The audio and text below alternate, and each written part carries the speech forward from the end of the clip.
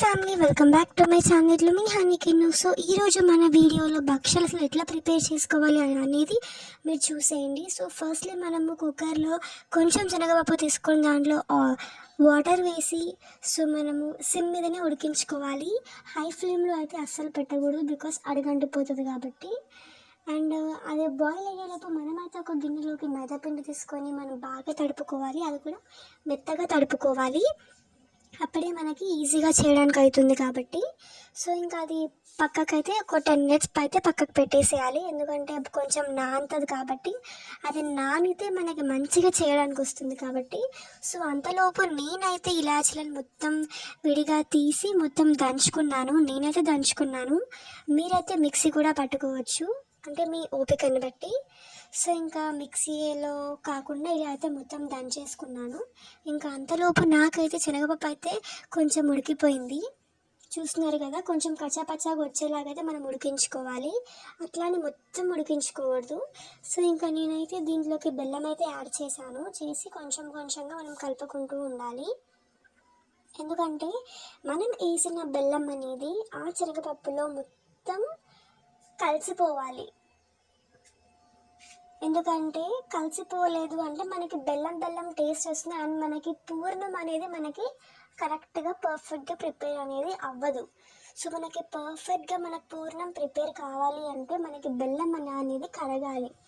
ఆ బెల్లం కరిగించాలి అనుకుంటే నేనైతే ఈ ప్రాసెస్లో అయితే చేసుకొని బాగా అయితే కలుపుకుంటాను.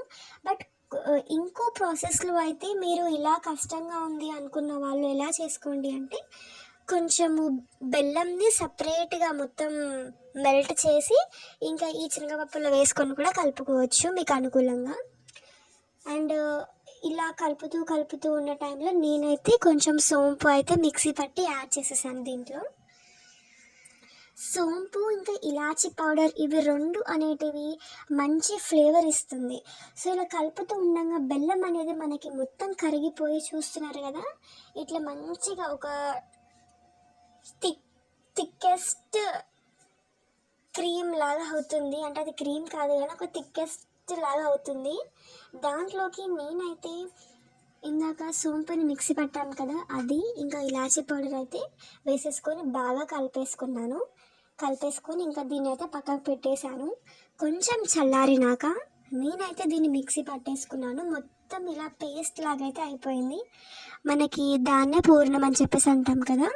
సో ఇంకా మనం ఇందాక పక్కకు పెట్టుకున్న మైదా పిండిని ముద్దల్లాగా తీసుకొని దాంట్లోకి మధ్యలోకి పూర్ణం పెట్టేసి మొత్తం కవర్ చేసేసి, ఇంకా నేనైతే ఇలా ఒక ప్లాస్టిక్ కవర్ తీసుకొని దాంట్లోకి కొంచెం ఆయిల్ వేసి ఇలా అయితే మొత్తం స్ప్రెడ్ చేసేసుకున్నాను. నాకైతే ఇలా ఈజీ అనిపించింది.